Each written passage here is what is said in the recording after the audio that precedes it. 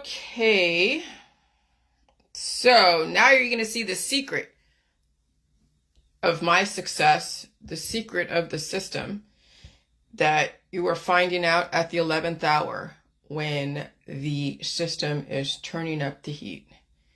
Nothing like learning things at the 11th hour. Some people will not make it, others will, if they have enough body, mind, and spirit. But at least you're learning the secrets now. Okay? And so I had to, it's taken me 7 years to figure out how I was going to approach talking about the power of suffering without sounding like a sadistic person. Because when you talk about pain and suffering, we've always seen somebody else do something to somebody else. Okay? What do I mean by that? Well, we've seen movies about torturing people. We've seen movies about people using aggressive methods to get someone to talk, which I guess would be torturous methods. All right, so we've always attributed pain and suffering to somebody else putting their hands on you. And that would include even the medical system, even the holistic system, because all the massage therapists putting their hands on you, all right, giving you some kind of relief and pleasure or whatever. So when I discovered that you had to suffer a little bit as far as herxing in the holistic world. What is herxing when you're detoxing in the holistic world? It's still using the methods in the medical world by taking elements to then shut down the pain centers of the body, which are indicators to let you know you need to release demons, you need to eat food, but people mischaracterize that. But that was a conditioning. That was just one of many conditionings that I've been through as far as pain and suffering. But when you are going through pain and suffering for the state, it is a FDA-approved protocol. It is an FDA-approved surgery. It is a state-sanctioned programming like basic training, like Scared Straight, okay, which is a type of therapy that scares kids into doing good by showing them what the prison system is like. Okay? And so there's state-sanctioned ways of committing pain and suffering that people don't necessarily have to die from, and it's for a greater good. What is that greater good? Well, when you are conditioning soldiers to go to war, they have to go through a certain amount of suffering through basic training, which I went through. And you're crying, and you're being yelled at, and you have to follow some very regimented rules, and it's just like, yeah, going through a voluntary punishment. That's what basic training is, and it's a conditioning process. You know, the way I was raised was also a conditioning process, an aggressive conditioning process. And then when you go crazy from all that and you go and try to break free and you go into other situations that are a conditioning process, can you survive the situations after you've been through so much aggressive training?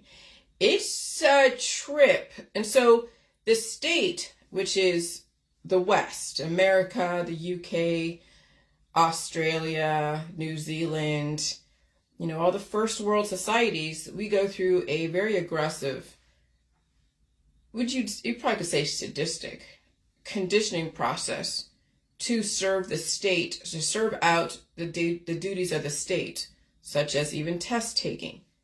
That's a conditioning process. Competing for jobs, that's a suffering and a conditioning process.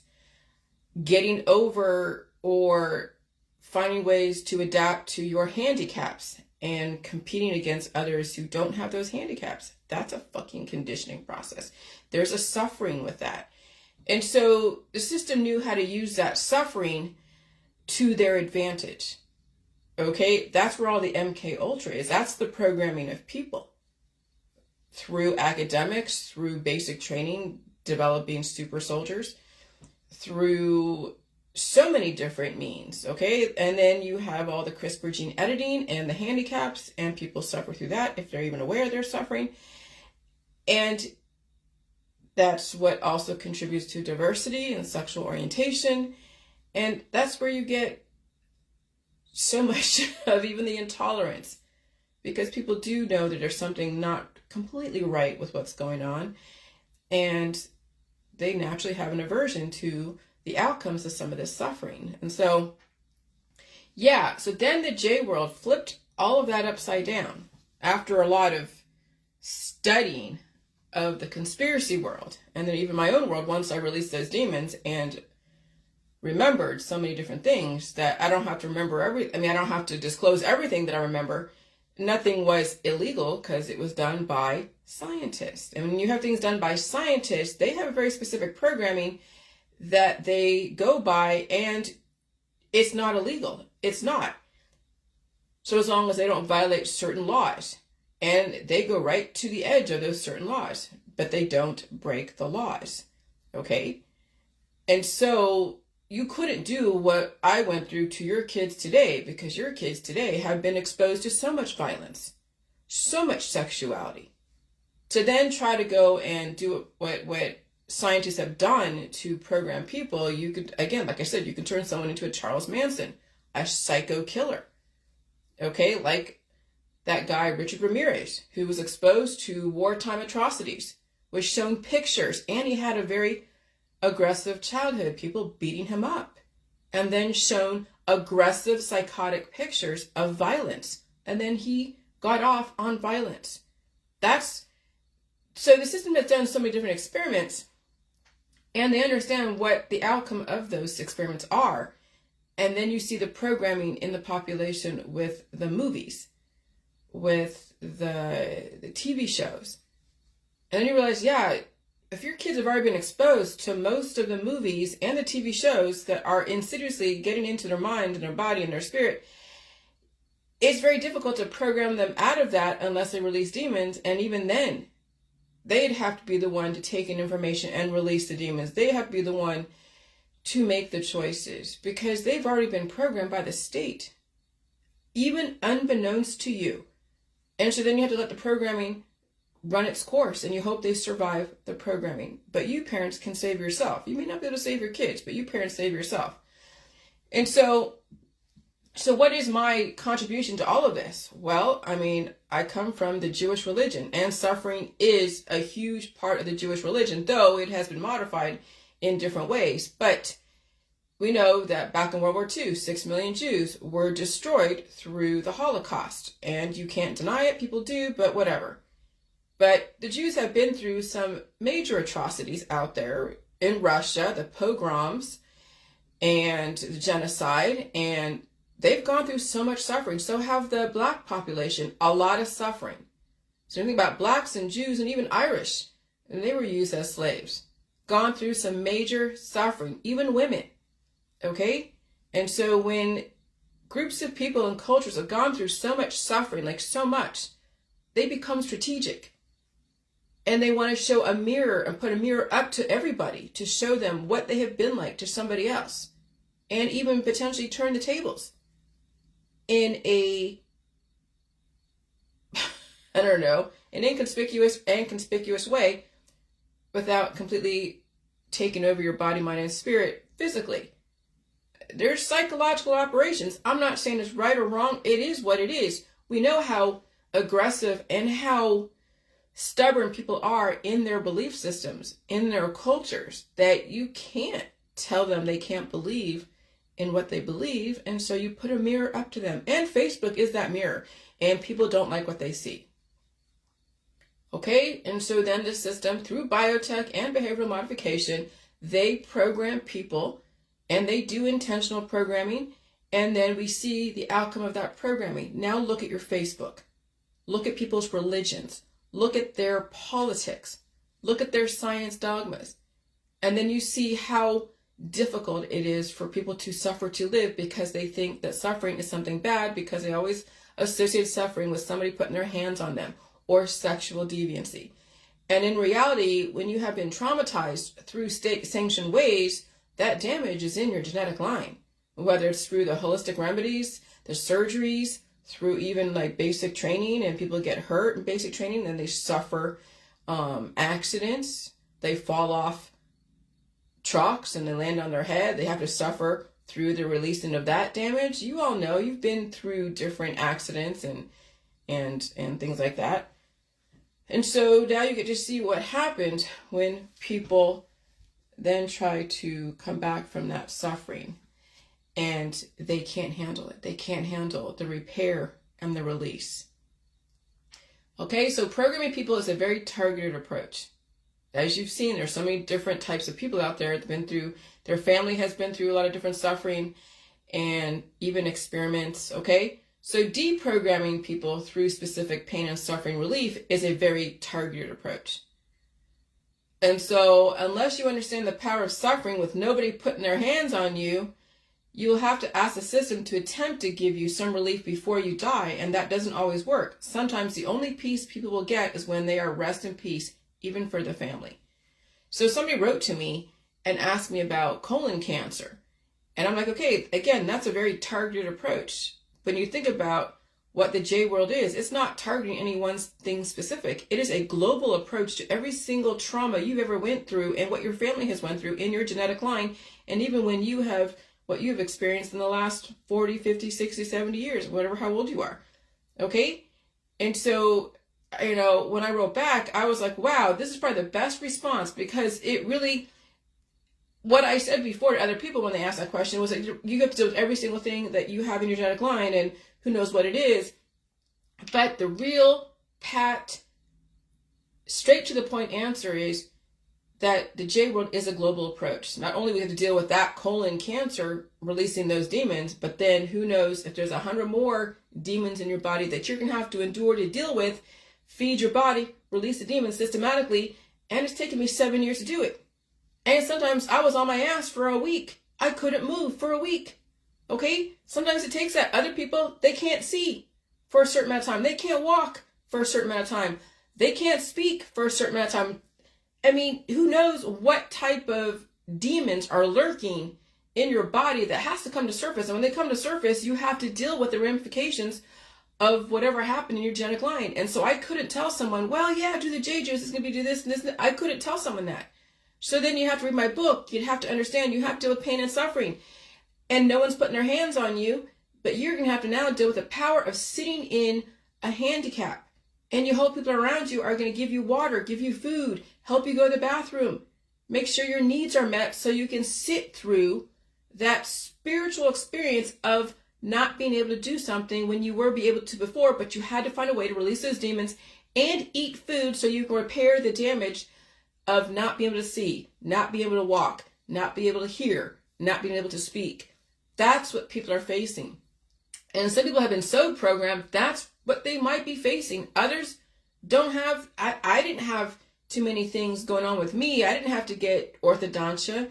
I didn't have to get any really operations.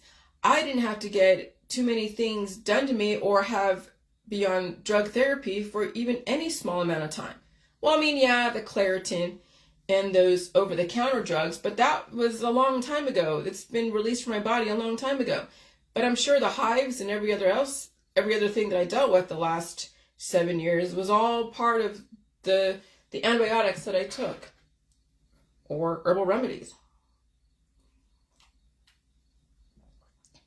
And so my contribution to this world is to, in addition to the smart cities, streamlining people's lifestyles and lessening their carbon footprint, it's also developing a blueprint for whole people. So we're not revisiting the past again and developing psycho killers, okay? Because of all the antibiotics and all the violence and all the herbal remedies and all the surgeries, the suffering, all right? We don't need to have another Jack the Ripper from way back in the 1800s stalking people in the smart cities. So the cameras might catch them, and that's why the system is under surveillance, because they have developed monsters in our society. And it's not just the doctors and the pharmaceuticals and the herbalists, it's the parents not knowing what the fuck they're doing. It's the parents showing their kids violent movies. It's the parents playing the video games with violence, getting them conditioned to be violent. And then you wonder why there's so much domestic violence. You wonder why there's so much bullies in our society. They've been trained to be violent. Then you have the military, trained to be violent and imperialistic. It's been bred into the population. And so what is the system doing now, the New World Order? Well, instead of a individual approach, because you can't get to every single person individually, now it's a global approach. It's changing the weather. It's changing the weather, making it more aggressive. And we'll see if your programming can handle aggressive evolution, aggressive climate change. And can you release those fucking violent demons out of your body? If you can't, you will succumb to the environment. No different than the Nephilim, right? That succumbed to the floods that Noah and his family survived. And people were warned, there's going to be a fucking flood, there's going to be a hurricane, there's going to be a great reset, and people were fucking laughing. And when they're laughing, they're succumbing because they ain't doing anything different. They're going to sit there and watch shit. Like when you watch a tsunami, instead of running, people are like taking pictures of a tsunami. Oh my God. Okay? That's people's programming because they didn't understand the power of suffering and releasing the demons. And they're always complaining and blaming somebody. Oh, I know it's very difficult to release those demons. I know how difficult to release the demons of the programming of violence and like kind of relishing the violence, relishing watching things become deformed. Hello, John. I see you. Okay? See, I used to watch all those murder shows back a couple years ago. Murder shows and 48 Hours Hard Evidence and Dateline and all that. I don't watch those anymore. I don't relish other people suffering. I don't relish violence. I don't relish being a bully. I don't relish aggressive types of reactions. There's some men out there and women who relish aggressive ways of doing things. And so now what do I watch? I watch things like weather. Okay. I watch things like biographies. I watch things that help me understand history. But I don't relish the suffering and the stories about people being killed by their significant other or by somebody else in their world. I don't relish in that anymore. I used to, because that was still in my body, mind, and spirit. That's what I'm saying. Who you watch, what you put out there on Facebook as far as the reels, the violence, okay? That tells you there's still some of that left in you, and it's going to have to be programmed out if you can. And so when you look at my Facebook, I put animals on my Facebook. What they're doing, the cute animals that are integrating with society, like bears eating and stealing little candies from a store. But I don't put anything violent on my Facebook. I don't do that. I don't relish in any of that. And so that's when you know that most of that programming, that conditioning to destroy has been bred out of you because you release those demons. And so now it's time to take a look at what you're putting on your Facebook. What are you gravitating towards? Okay? And so smart cities need whole people, or else we'll be reinventing the wheel, developing more Jack the Rippers in the future. And so what is the agenda of UN Agenda 2030? We resolve between now and 2030 to end poverty and hunger everywhere, to combat inequalities within and among countries, to build peaceful, just, and inclusive societies, to protect human rights and promote gender equality and the empowerment of women and girls, and to ensure the lasting protection of the planet and its natural resources. We resolve also to create conditions for sustainable, inclusive, and sustained economic growth, shared prosperity, and decent work for all, taking into account different levels of national development and capacities. And so when they're saying from 12.9 billion projected in the future to 500 million, that's a lot of people who are going to be expendable. And that would include probably third world nations who are developing, people who have not been conditioned to evolve. Maybe they didn't have the chance to, maybe they don't want to, but you can't force people to evolve. When you look at your Facebook and people coming through and message you, like these guys are like, oh, I think you're beautiful, you want to, or they just keep saying hello, hello, hello, and they don't understand consideration, they don't understand space. No, they're like, oh wow, I have access to somebody over there in the first world. How can I go and contact them and have them do? People, you can't teach consideration and Western ideals to some people who don't have it with them. So they might be sacrificed through the world of climate change.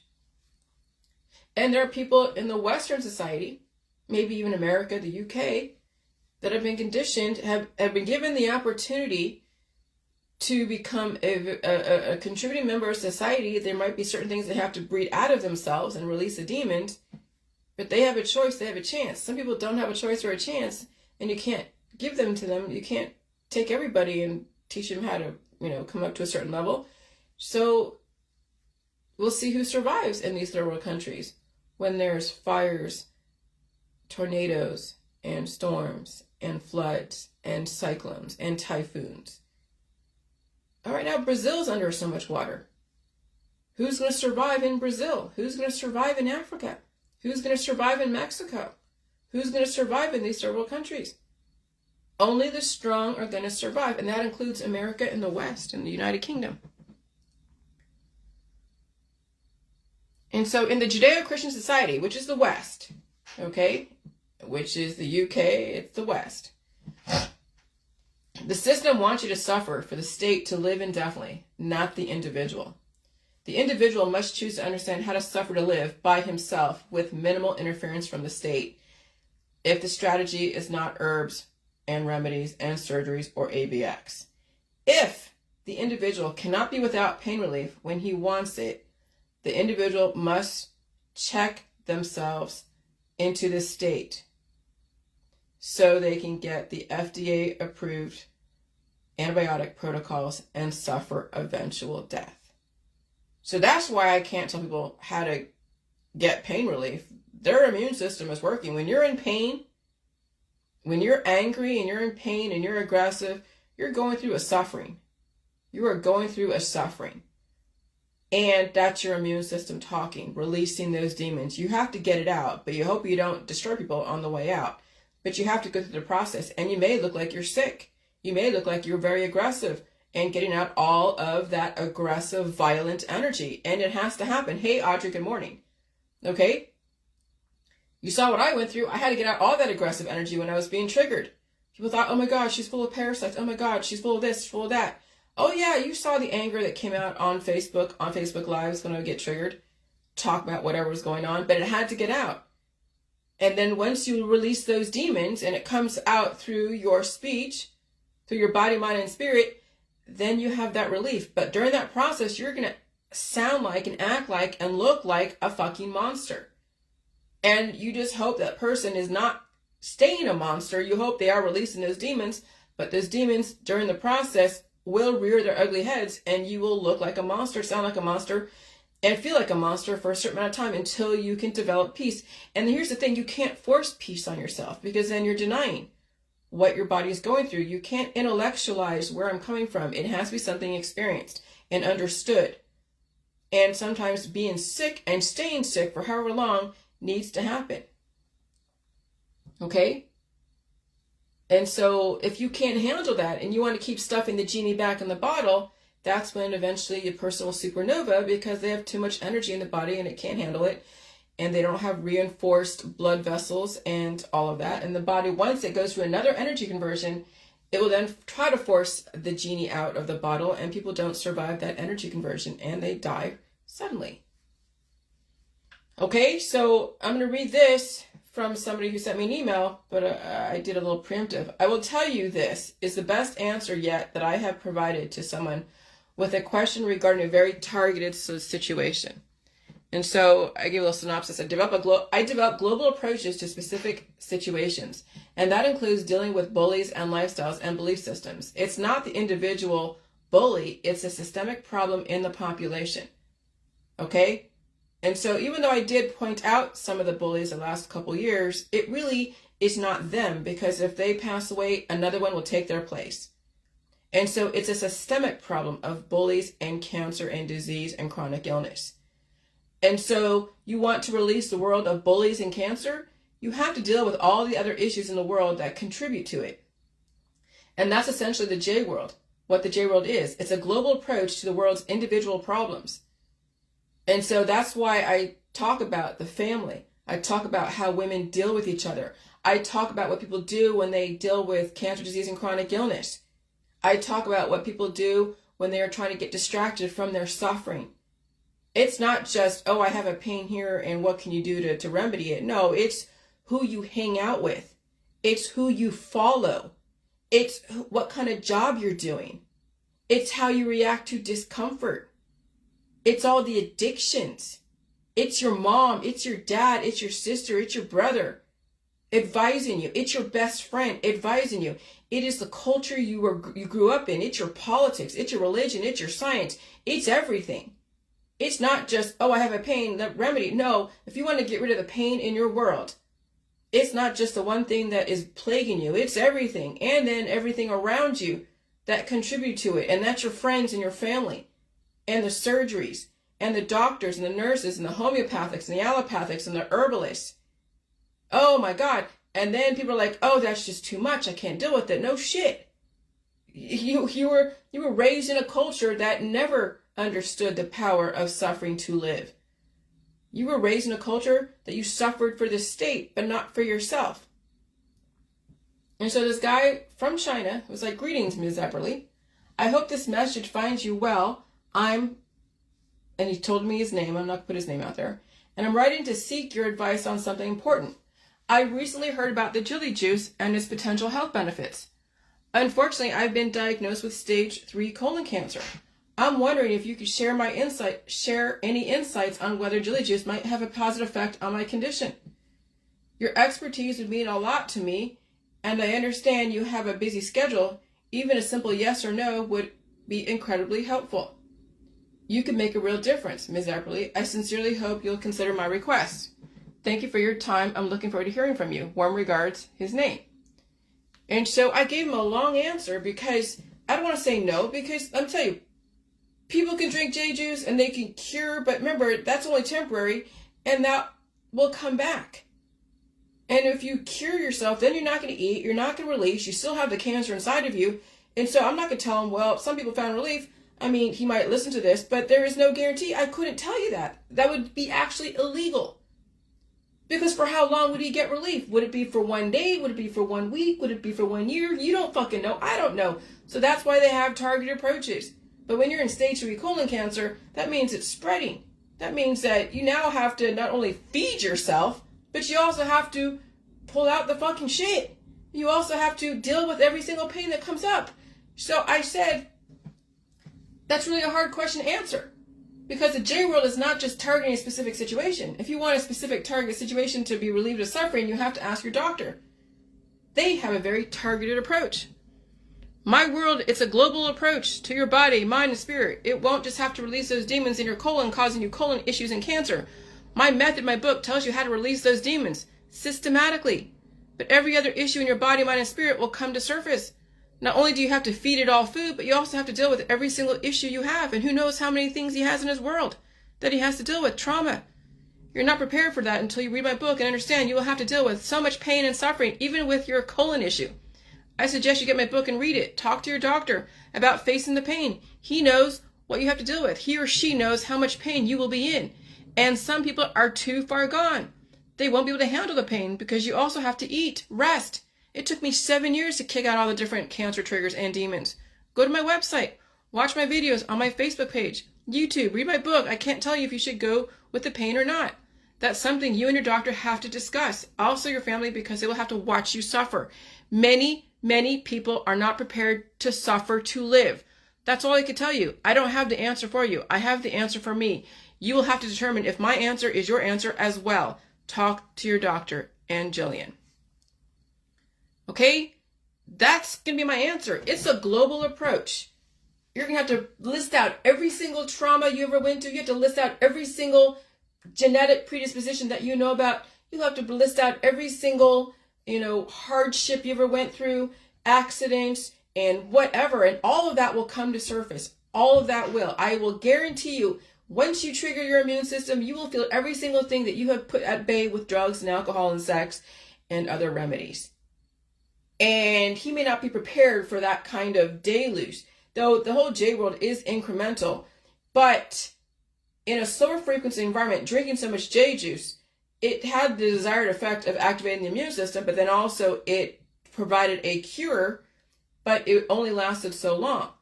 Because when the environment changed, like in 2019, even though I felt relatively great, I didn't get all the different sicknesses during cold and flu season, the environment changed to such an aggressive extent, and then the demon woke up inside, and that's the COVID. Though I didn't get tested for it, I knew I had some kind of COVID at the time, and I was releasing.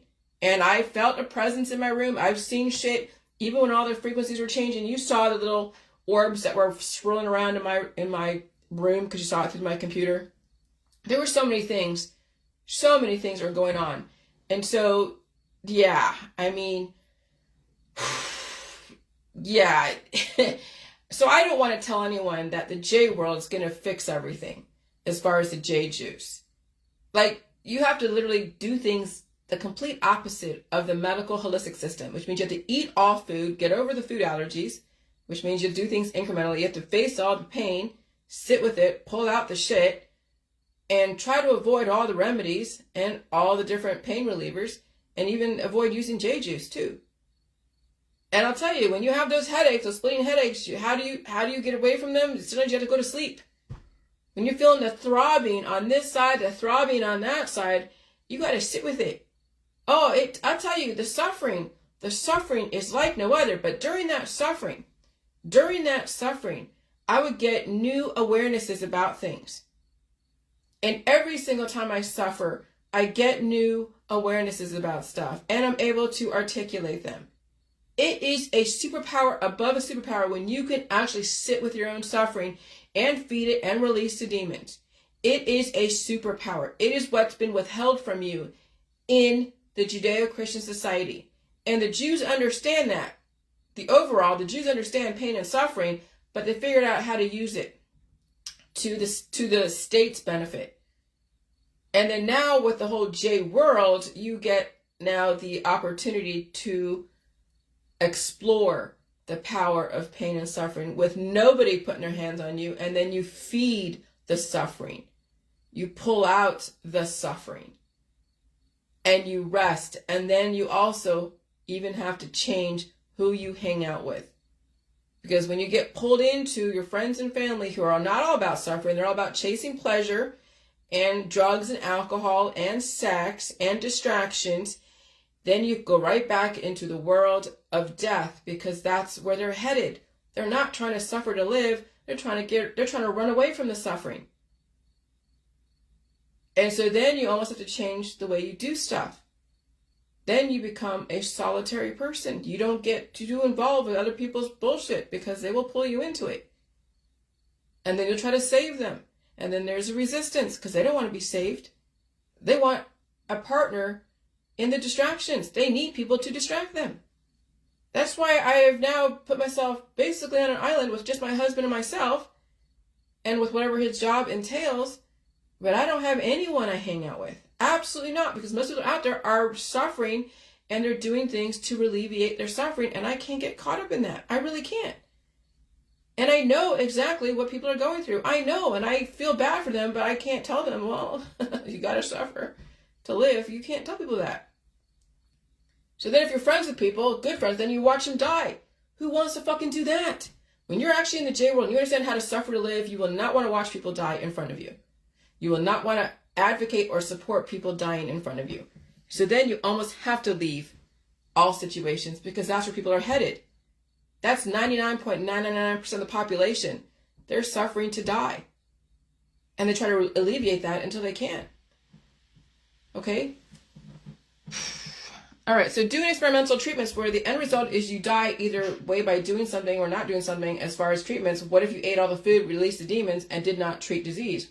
But you sat with it and you faced it and you suffered. Think about the odds of living and not suffering from so much in the future. And not suffering so much in the future, because that's what the future will hold. Once you face your suffering now, and I'll tell you, when you finally face that one demon, some of you know you have that demon inside. You haven't fully experienced it yet because it hasn't totally incapacitated you. But I'll tell you, a year ago, July, that demon incapacitated me. And it was like pulling myself out of the fucking grave. Forcing myself to drink water. Forcing myself to eat food that I'm like, ugh, this doesn't even taste good. Forcing myself to get up to take my dog out. Can't even look at the sun. Can't even look in a distance because it hurts so much. Okay? Force myself to stand up for 5 minutes and cut potatoes for potato soup. Worshipping that spaghetti because it tasted so fucking good. It was like a rebirth, but it was painful. It was so painful. And it was so debilitating. And I was so lethargic. It was so bad. And once you get out of that and you survive that, oh my God, you will be tripping over yourself trying to even get that experience out to people because you're like, holy shit, I think I just won a battle that I never knew even existed until it came to surface. And sometimes it may take a higher frequency environment for some people to experience that. Some of you had your skirmishes and you felt stuff, but there might be a bigger demon inside your body waiting to come to surface. And you hope you have a good support system, some of you do, to help you through that, because you never know what 5 senses might be compromised during that time, during that rebuild process and release process. And so the whole Jewish religion, right, suffering for Rosenweig, and this is the guy who wrote this thing, I guess, is part of his Jewish theological structure of wholeness. Everything created has a double function. First, it is simply there. Okay, so when you're sitting there, it's simply there. It has its own being and its own purpose, but it also there for the sake of something else. In the final analysis, for the sake of everything else. Okay? So even though you are an autonomous, sovereign person with your own purpose, you are also there for the sake of something else. For the sake of. What does for the sake of mean? Let's Google that. For the sake of. If you do something for the sake of something, you do it for that purpose in order to achieve that result. You can also say that you do it for something's sake. Let's assume for the sake of the argument that we managed to build a satisfactory database. Okay, so you are now for the sake of something else. So it's not just your personal purpose in life. That this is about now, the communism is about not only you have a purpose, right? You have your balancing your personal rights with social duties because you are for the sake of something else.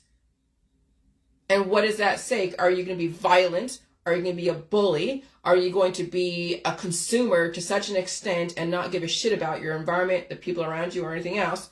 Or are you going to help promote longevity, biodiversity, conserving resources, lessening your carbon footprint? That's what he is talking about, okay?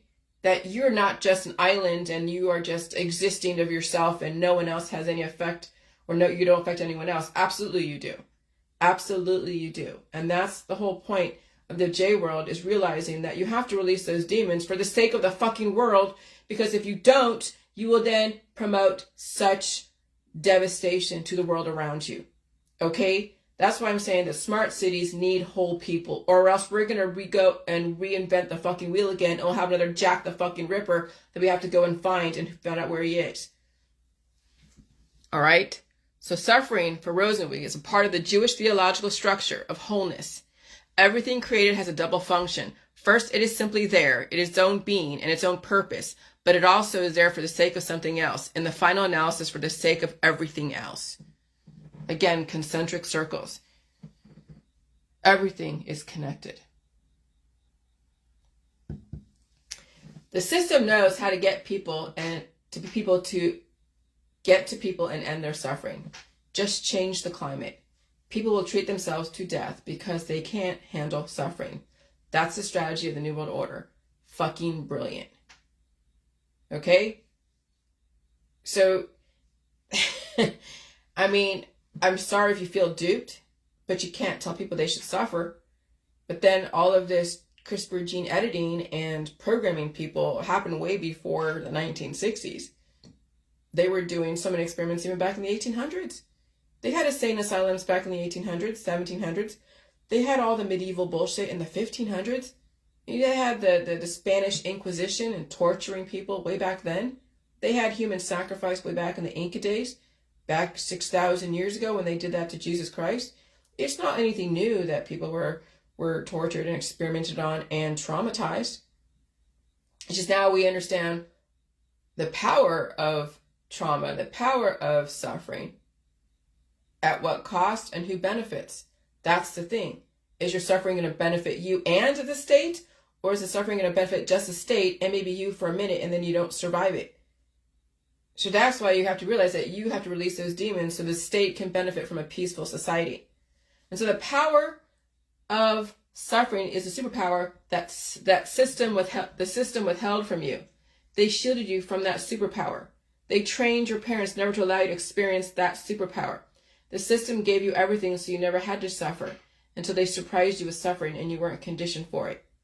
Now here's the thing, when someone doesn't have enough of the reinforcement, enough substance to deal with suffering, like the heat.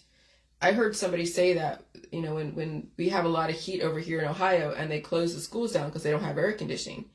And so someone said, oh my God, these kids are, wusses. They should be able to sit in the heat and and that's why these kids are so fucking weak and shit. I'm like, Jesus Christ. These kids who have been procreated on bodies in deficit don't have what it takes to deal with heat exhaustion. They can get strokes. They can get cancer, disease, chronic illness. They can get dehydration. Okay, you don't want to play that kind of game on kids who have deficits. You have to treat them exactly who they are today. Yeah, they're fucking weak because you parents have done so many drugs and alcohol and that you've produced weak-ass children, and so your children produce weak-ass children. Now your grandchildren have to go home when it's really hot because they don't have what it takes. And the system doesn't have fucking air conditioning. I don't know how that happens, but that does. Okay? And so that's why people die suddenly. They weren't trained to suffer. They weren't reinforced to suffer. Climate change triggers the suffering in people who are not prepared for that lifestyle. And then they treat themselves to death to end their suffering. And so suffering is when you are emotionally, intellectually, and physically attached to something, and you can't bear to be apart from it. And so you'll find every way to stay attached, and you'll be in fear of losing it. Suffering when you need approval and you never get it. Suffering is needing validation, approval from peers, and the addiction to it. And so I remember a couple years ago, I was just like, oh my God, no one says happy birthday to me. You didn't say happy birthday to me. You didn't give me a birthday cake. You didn't, and I'm just like, and there's just around people that I was mutually, around. And my husband, everyone loves my husband. I mean, people like me, but I don't, I'm different. I know it. But they all love my husband. Oh, everyone loves my husband. But Jillian is just too weird. Jillian is just too this. I get passive-aggressive, sarcastic behavior towards me all the time. And I know it. Passive-aggressive shit all the time. I know it. And I deal with it. I tolerate it. And so I'm just like, women should be supporting women. And they should be saying, good job. And I realized that was a suffering in me because I still needed validation from my peers. And then I realized I don't want their validation. I don't need their validation, because if they don't want to validate me for any reason, why should I force them to do that? Make them feel guilty and manipulate them. That was wrong on my end, but that was my own suffering. Then I had to walk away from all of that. I had to walk away from the suffering of needing validation from my peers. And I had to be on my own autonomous. So I know where I was suffering and where before I flipped from like wanting validation to now I don't want any validation. I can give a fuck. If you love me or hate me, I'm going to say what I'm going to say. I know you probably don't like me, or you do. Who knows? But I'm going to say what I say, and I will develop my own goals, and I will develop my own challenges for me. Even if no one says, hey, that's a good job, you did this, I don't need to hear it. I don't care. I am now about achieving my own milestones. This is a race against me, not a race against any of you. But I'm willing to put out there the clues on how you can survive this great reset. And it is in the suffering. And it's releasing those demons so you can finally sit with the suffering and understand the lessons that were taught to you maybe 20 years ago that you never really remembered until today because you released those demons. It's not clouding your memory. Now you're like, oh shit. Okay? And so suffering, when you need approval and you never get it. Suffering is needing validation and approval from peers and the addiction to it. Suffering is getting the approval from all of your friends and family and then forced to stay in that role, or else suffer not getting approval. Approval from anyone close to you is a death sentence on some level. Because what kind of approval are you vying from people around you who think you should die someday? Which is why being on your own, being on one's own and developing one's own personality and lifestyle and beliefs away from the other people is so important. Doing your job is one thing and not exploiting yourself and not having someone take advantage of you is another thing. And working for someone else, there's a fine line between exploitation and taking care of yourself and knowing the difference. Sex work is exploitation. I don't care how you fucking spin it. Posting bikinis all over Facebook and YouTube, anywhere else, shows you are close to sex work. I used to think flirting using sexuality ways to do things to get a man or husband, while it does work, and I will say it does work, that also can backfire. Even if everybody does it, it's very difficult to get a man if you don't show them what they're getting. It's not realistic for men to be in arranged marriages. So the whole thing of getting a husband, a boyfriend, a girlfriend, all of that, even the dating profiles. Yeah, you can go on dates and, men are attracted to the face, they're attracted to the body. And women know this, so do men. Everyone plays the game, the dance and the game. And so sometimes it's done virtually. And, my husband and I, we whatever, we figured out how we were going to do things. And then what did I do? I asked the question, I think we need to make this more official. And we're going to make this work. I'm not going to be just, the cow that gives the milk for free. Now the cow wants a commitment. Okay? The cow deserves a commitment. And I'm not a drug addict. He's not a drug addict. Really, he's not an alcoholic. I'm not an alcoholic. He's pretty smart. He's a Gen X. He's been on his own for many years. He just got out of a 10-year, 12-year relationship with somebody else. I know he has the staying power. And now let's develop a life together. And so I asked for the commitment. I did. Because I'm not going to end up like these chicks that have been with guys that don't get married. And I know some of you are in those situations, but that's how easy it is for a man to leave if they're not committed, financially committed, legally. And that's why marriage is so important when you're trying to develop yourself and develop a team effort. If you can do it on your own, great. Okay, that's great. But if you can't, then you have to develop a business relationship. And that's what I did. I developed a business relationship because we both needed to both were at a juncture in our life where we needed to get ahead and we needed both of each other to do it. But I was not going to be just a girlfriend. I was going to be a wife and legitimize myself. Okay? So, everyone has to do the trial run. It's expected. And we all know it. And when both sexes are looking for men and women, they pull out all the stops. Even if some cultures marry off their virgin daughters, that daughter is now enslaved in a marriage to a man who she knows nothing about or even gives a shit about, really. And now she's property until she runs away, assuming she survives that relationship and the in-laws, because her in-laws could destroy her for compromising the family name. And so that's why it's so important for women to understand their worth. If they're going to be in a relationship with a man and whatever, in the West, in my opinion, she needs to ask for the commitment, the financial commitment, the legal commitment. And if you have an issue with assets, then you do prenups. Okay? And so, but yeah, in my world, I was not going to be the girlfriend. The person he was with last, she didn't ask for the hand in marriage, neither did he. I mean, she passed away, and I'm sorry and that sucks, but I was not going to be just a girlfriend. I was going to be somebody's wife, and I would make it fucking work. And I did. I mean, it was a struggle, but I made it work. And I developed something from that. And so if that's where you want to be, women, is be married to somebody, then it took a crapshoot because I really didn't know my husband's history. I knew a little bit, but I didn't know all of his history. And it could have ended in so many different ways. But I knew my worth. I knew what I had to contribute. I knew the boundaries I had to put down. I knew it was a struggle, but it was worth it.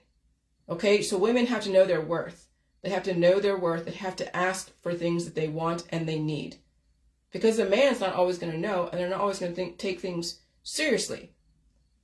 And I'll tell you, marriage is a commitment. It's a financial commitment. It's a legal commitment. It's a business contract. Okay? It's a business contract. And so if it's just raising kids and that's it, great. Write a business contract. But I don't have any kids, so that wasn't what I was getting married for. I was getting married for bettering myself and him bettering himself with my background. That's what marriage is. It's a business fucking contract with sex involved, I guess. Okay? And so women have to really understand what their worth is. But when you have sex and have a baby, now what? Now what? Now you're on your own, really, and maybe you have to chase her for child support, potentially. Anyways. So to put it out there, I was the one that asked, because when we were going into the truck school, and if you weren't married, you'd have to be in different dorms. There'd be a male dorm and a female dorm. So I didn't want to be with different strangers out there in Phoenix, Arizona at Swift Trucking. So what did I do? We got to get married, honey. If we're going to do this as far as trucking, because when we were at our friend's house as a roommate, and I was doing insurance and cold calling, doing that, I'm like, this is not any fucking future. And he was out landscaping because that's what he knew how to do at the time. And there are so many people that needed landscapers out there in California. And I'm like, you know what? We can't be sitting here in this person's house paying $500 a month, and I'm doing cold calling, making $300 a week in fucking California, and he's making, who knows what he's making, probably about the same. And we were living in a hotel, but then we moved in with some people. But I wasn't going to sit there forever with these people. We needed to do something, and so I applied at Swift Trucking, and I filled out the application, answered all the questions, and got in, and then he did it as well. Okay, so you gotta understand that I'm a go-getter, and I know what I need to do to get things going. And he has the strength and the stamina to sustain. I have the strength and the stamina to start. That was our superpower. But we weren't married at the time. But I'm like, if I'm gonna build a future with this dude, it can't be just being a fucking roommate living in California. Okay? At the bottom of the fucking rung. And so I knew our last hurrah was going into trucking. I thought maybe I could do it. But when we went into trucking, when we went in and we went to the school, I went to school for a couple of weeks, and I'm like, holy shit. Straight line backing, 45-degree backing, trying to stand on the fucking clutch, trying to pull an 80,000-pound trailer behind me. I mean, not 80. Well, yeah. 80,000 is how much you can, but you know what I mean? And I'm thinking, like, am I going down these highways at 60 miles an hour? I cried. I'm like, I can't do it. I couldn't do it. I couldn't do it. Not with my PMS either. Oh my God. So I invested in him. What does that mean? I let him go through school. I had to pay back through, when he was working, pay back the loan that was given to me during that week and a half. And then he went through it, and I passed all the written stuff, but I didn't pass the physical stuff as far as the actual truck stuff. And so he passed with flying colors. It was like nothing to him because he was pulling trailers behind him when he was doing landscaping. So backing and forwarding a 53-foot truck, 80,000 pounds, it was nothing to him. I'm like, holy shit, yes. Okay. So then we did a ridership program, and I was on the truck with him for 6 months. Okay. And so that's how we started to build a future together. That's what marriage is. It is building a future together.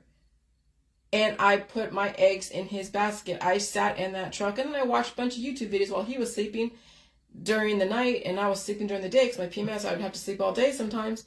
And so he'd be driving, doing all of his loads and learning the Qualcomm, learning everything with the CB radio. And that's what our marriage was about. We got married right before that. We went to Tahoe, got married, and then we went to truck school. And then he graduated, and and so then there you go, the rest is history. But that's the thing. So I wasn't going to cheapen myself by being some fucking girlfriend. No, I didn't have a kid, and so I was going to make it be a business relationship and we figure out how that was going to work. And so anyways, All right, so then people are developing an expectation around using sex as a tractor beam. Okay, so that's the thing. We have to release our daughters from those types of expectations, which is why it's so important for a person to learn the hard way and know what the world is like out there without causing severe emotional distress about something she can't come back from, like being an OnlyFans creator or your focus on men, your exes all over your Facebook all the time. So you see these girls who have been dissed by these guys and they are suffering and suffering and suffering. So they turn to religion, they turn to everything, and it's crazy. And so the internet is an amazing way to show people what happens when you end up going down a road. Show your 16-year-old daughters the women all over your Facebook showing their body parts and filters, talking about being a victim of single motherhood, bemoaning the trauma of their ex. Show them what they could turn into if they don't stick to academics and stick to respectable ways of deploying oneself into the world. Show her she needs to release her demons, because that's what she'll end up doing. The demons of sexuality in women are so pervasive, and that's what women do. They use their body, mind, and spirit. They use their body really to get ahead. And mothers and fathers pimp out their daughters, and you see it all over Facebook. And so learning the hard way when you have those demons within must be experienced and then released. One must be suffering from the bad choices. Do they have what it takes to pull themselves out? Do they know the resources available to them? Maybe it's time they learn how to start from nothing. When they're out in the gutter and they don't find a way to pull themselves up or out, do they ever have it in them anyways? And would saving them make a difference? Would saving a son or a daughter who's in jail, out of jail, make a difference in the world if they don't be the one to save themselves? How many men are suffering and they haven't released their demons of drug addiction and alcoholism, on the verge of relapse, or highly triggered from emotional relationships? When I sat in a women's shelter for a few months because I needed to get out of a situation at 19 years old, I saw the women I would have been lumped into if I did not pull myself out. I saw where my life could have gone if I didn't do something different. I saw the future if I would have stayed around the women that I was hanging out with and living with in that women's shelter. I saw the future. It was ugly. So I pulled myself out. Even when I smoked so much pot, I thought I was an addict. And so I went to NA, and I was noticing I was nothing like the people there. Even at 20 years old, I was aware of the addiction and how bad that road could be. Some people say I overreacted. I would rather overreact around alcohol addiction than dismiss it. And now, no addiction. I don't smoke cigarettes. I really don't drink alcohol. I don't. It's too painful to release. And I don't do drugs. Okay? No pot, no reason, no remedies. I enjoy food. I enjoy reading. I enjoy exploring the world of suffering. And so when I was in that shelter, I found a job, found a small apartment, and then I showed that I can get myself out of a situation. Then my mother visited me one day and came in and gave me a little bit of a springboard to go to school. So she's like, okay, Jillian, I'm over here in San Jose, downtown San Jose, 5th and Reed, and I'm in a tiny little, apartment. And, there was no future there. What was I going to do? I was working at Lucky's in downtown San Jose as a bagger. She's like, okay, well, why don't you come up here to Lafayette? You can live with me. Are you ready to go to school? I'm like, okay, yes, but I wasn't ready. Okay. I had to find another apartment again, but this time with different people, international people, and then took all the different courses at Landmark Education in Oakland, California, because I needed a different direction to go. I had to be diverted from wherever trajectory I was on. And so I had to keep learning the hard way. All right. Using the government for a minute, it's like I did in the shelter, that fucking builds character. That shows you that when the going gets tough, you know how to save yourself. You know how to use the resources. And so I'm telling you, these women, they were in such bad ways. Their husbands were beating them up. You're in a shelter where nobody knows where it is except for you. And why did I go there? Because, I was in a relationship that was not working and I needed to get out. So my friend, who's a friend of the person I was hanging out with, was like, you know what, Jillian, maybe you should go to a shelter. Maybe you need to get out of this relationship. So I listened to her. She probably saved my life at 19 years old. And so that's when I knew I needed to do things on my own. And I went to basic training and all that, and the Air National Guard and all of that. So that's when things really just started going. That's when my life started, was when I finally got out of that situation at 19. After all that shit went in my childhood, okay? And so you know that when you are down and out and you need a little bit of help, not rely on them forever, the government. The government can help you out, but you don't take advantage of the government. And so suffering is a way to remember how never to get in that situation ever again. And if you can handle the suffering of life and bad choices and naive choices that put you in a position of pain and suffering, emotional pain, emotional suffering, you can survive it. You have what it takes. That's why it's so important to allow your children to suffer the ramifications of their actions, not to completely shelter them. Because even back then, the world was a fucked up place. I could have ended up in so many different places and areas, but strategy, luck, and timing, suffering needed to happen. And children from big families will never learn the art of suffering, really, until they leave their family. Okay? When you're still at home, sheltered by mommy and daddy at 35 years old, and they're always in your life, bailing you out, there's no fucking way you're going to learn how to suffer. Nope. And children from big families will never learn the art of suffering because mommy, daddy, aunts and uncles, grandma and grandpa will always bail them out. Always, always, always. And it happens. You've seen it. I've seen it. Yeah. And you can't relate to them. If you've suffered and been on your own and know how to make it on your own in a lot of ways and how to strategize your survival, you will have nothing to relate to these people. Now it's just they look at you as mommy and daddy because you know how to do things. And so when mommy and daddy dies, then you're the next thing that they're going to go and lean on and ask for to bail them out of a situation. I'm not fucking raising anybody else. If your parents haven't taught you how to be on your own, I'm not going to be the one to fucking do it. And if I have to be the one to do it, then you hate me for it. So who wants to be stuck in that position? So you just leave the situation. And so, these children from big families will never learn the art of suffering until they leave their family. Then they will have to grow up and become the independent women they say they are become the independent man they say they are.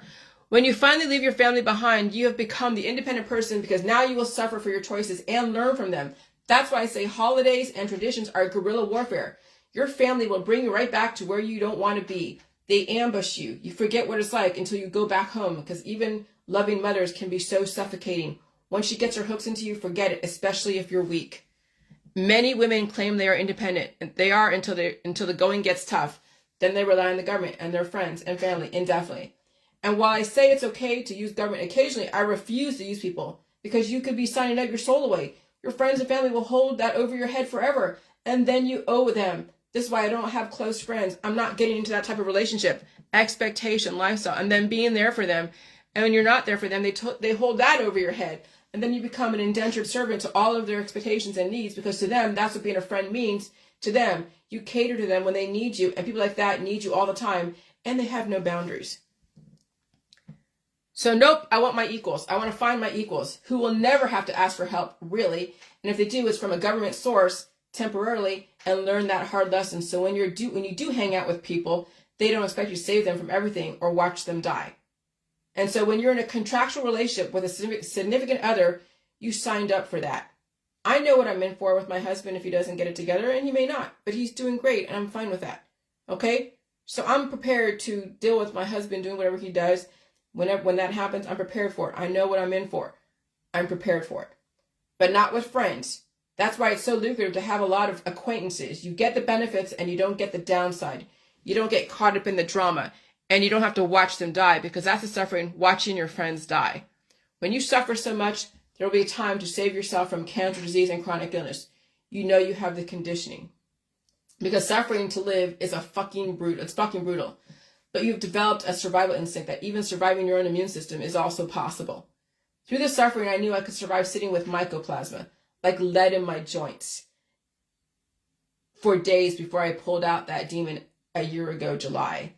That's the story. That's my story. That's why I'm able to do what I'm doing.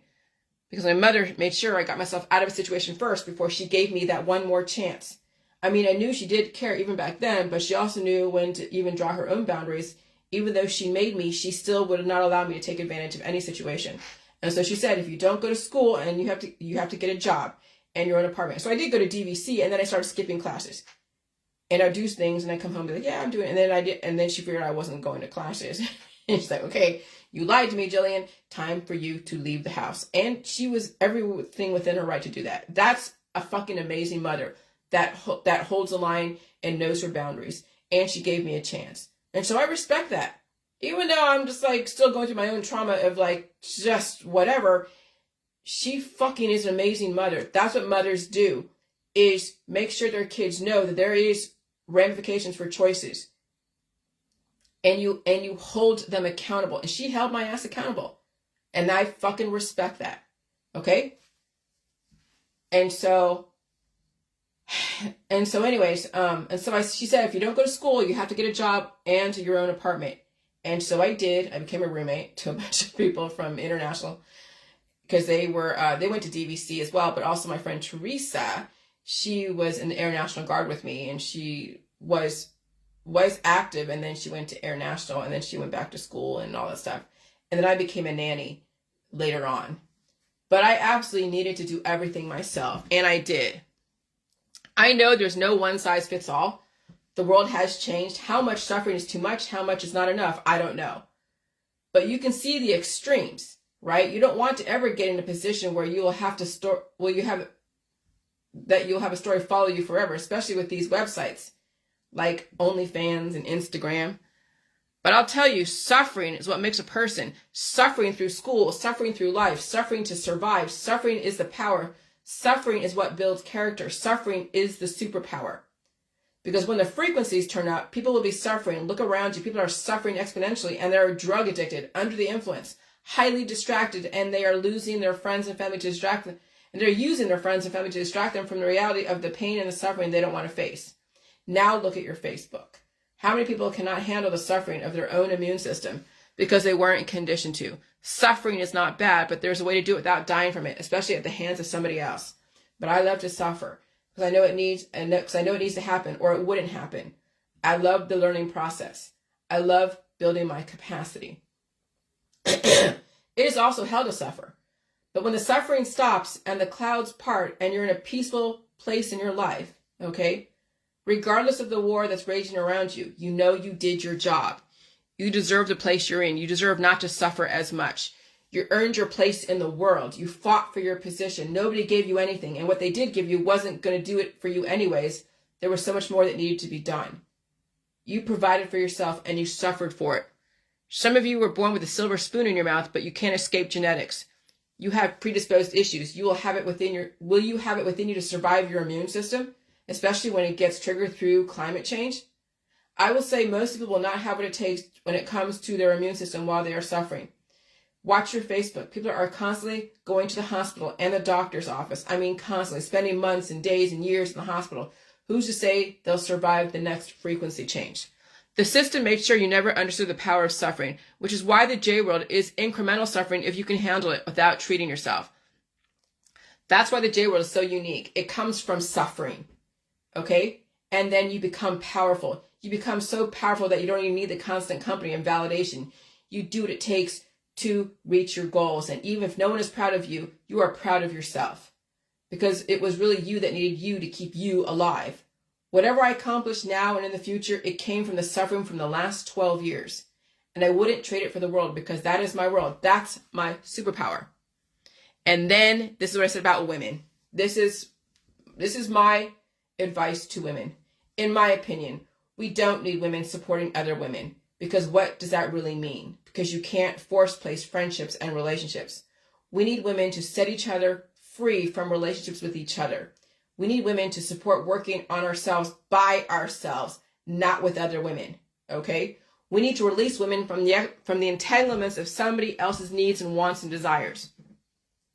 We need to release the women from trying to fit into something that is not them because they don't even know who they are. They only know who they are by the people they hang out with. Women need to know who they are, and that doesn't require another woman telling them who they are, especially their mothers. We need women to expose other women to my information without passing judgment. That seems so self-serving, Jillian. It's a win-win situation. They get the option. Most women out there are a representation of the same thing dressed up in a different culture.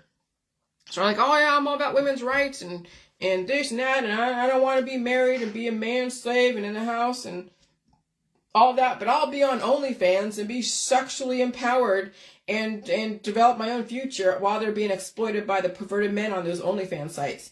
You see, that's how women get each other, okay? And that's how men have manipulated women into still being enslaved through exploitation.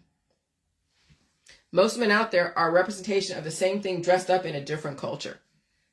Most women out there have a hard time with my information, even most men. You want to give a gift to humanity, give them the option to make their own choices. Because when Because when all they have to choose from is to be a wife, mother, baby maker, or Instagram celebrity, eventually going into OnlyFans with a little bit of academics behind them, what kind of world did you just give her? You gave her the curse to be exploited. We need not only strong men out there, but we need strong women, and not women who man hate. Women who know their own power and boundaries, and they release their demons, and they finally realize they don't have to die someday and be the sacrificial lamb. That's giving your women a chance for survival without forcing her into slavery. The torture of women is in their teenage years with raging hormones or forced abstinence because of religious puritanical reasons are so susceptible to the draw of drugs, sex, rock and roll, and fast predatory older men. That is what these teenagers are facing. Even if you think you raise young girls right, your girls right, their hormones are raging from all the damage in their genes, from all the medical, holistic, energy healing, herbs, surgeries, and diets. Mothers will be the ones to enslave their daughters or set them free, assuming the mother has even faced her own demons of her own childhood and past. And you know very well, most mothers out there, if not all of them, are suffering. For you to have a child, you have suffered damage in your genes. That's why you have a child, because the body senses senescence, a deterioration because of damage and trauma, and it dropped a baby in that trauma. Children are born from trauma. All children are born from trauma. That's the very nature of reproducing children. Sexual reproduction is from trauma.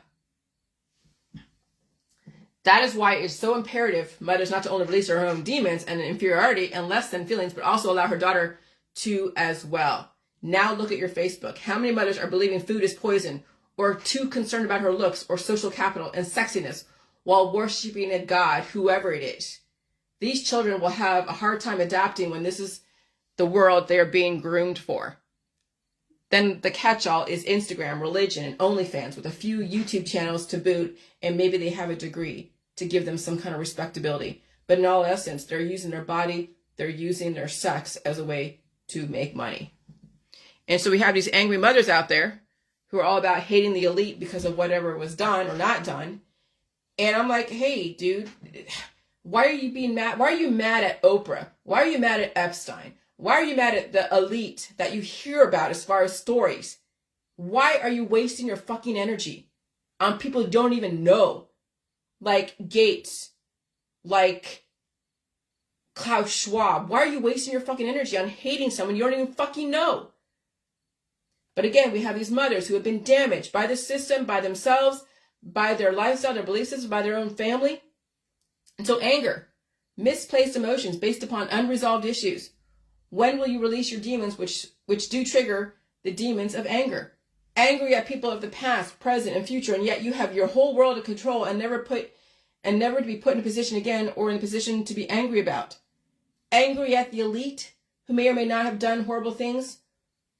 What will anger serve you? There is no justice when in the next 50 years or less they die from disease.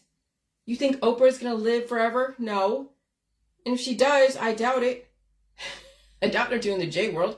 You think Bezos is going to live forever? You think The Rock is going to live forever? You think Bill Gates is going to live forever? No, he's just part of the whole agenda. He's just a tool.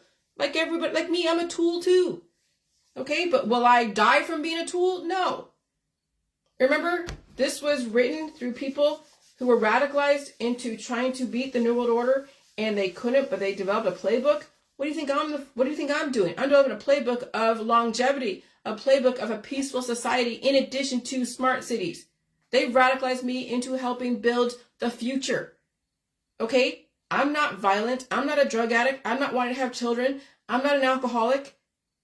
I'm all into taking care of myself. I'm not into parties or consumerism. I'm trying to leave a very small carbon footprint.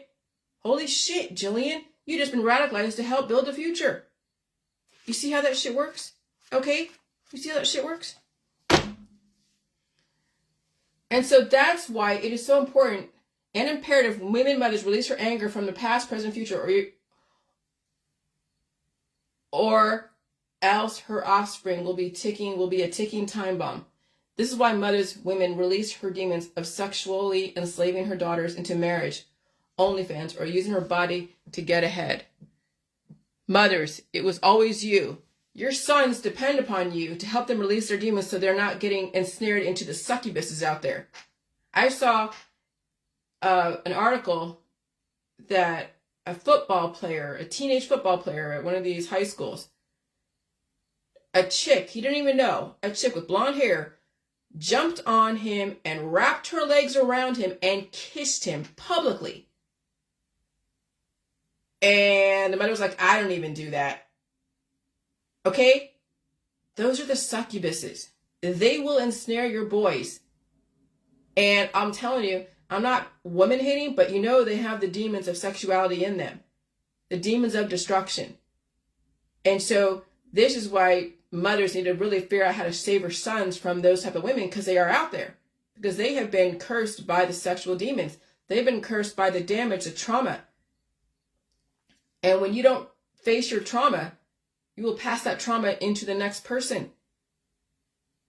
That's what these boys are facing. That's what these girls are facing. So it's so up to the mother to figure out how to set her child free from those crazy, raging ass hormones. But it has to happen when she does it. And then she has to deal with how she's going to manage her child's upbringing. And that starts very early. And then it also starts with not showing so much violence. But if that's already happened, train has left the station. Now you save yourself. But that's what I'm saying. Your sons depend on you to help them release their demons so they do not get ensnared into a succubus. Your sons need you, mom, to release your demons. And so smart cities need whole people, or else we will be reinventing the wheel. So that's my contribution to humanity, that we have smart cities, we have a whole reset, but we don't want to have Jack the Ripper again. We don't want to be breeding any more bullies and intolerant people again. If people have to be sexual, fine. There's a way to do it without compromising somebody, but I'll tell you, sexuality has been weaponized. It really has. And so, I mean, what's the answer? Well, we're in the answer right now. We're in a great reset. And there are indicators to tell you, like with this whole Hurricane Lee, it may hit Connecticut and the New England area. It may not. But this might be a warning to Floridians. If you have the means to get out as soon as possible. Because they're showing you the power of these hurricanes. They're showing you the power of these hurricanes, and they can decimate all of Florida. That should be an indicator to you, get the fuck out of Florida and all of the coastlines. But especially the coastlines. All right, that's all I'm going to say. But there is power in suffering. And I'll tell you, every single time I went through a sickness, I had another awareness. And I'm telling you, sickness is the power. Feeding it and releasing it the way I have in my book is the power to save yourself. And then who knows what it is you'll contribute to the world. Who knows what kind of gifts you have to offer to the world. All right, bye.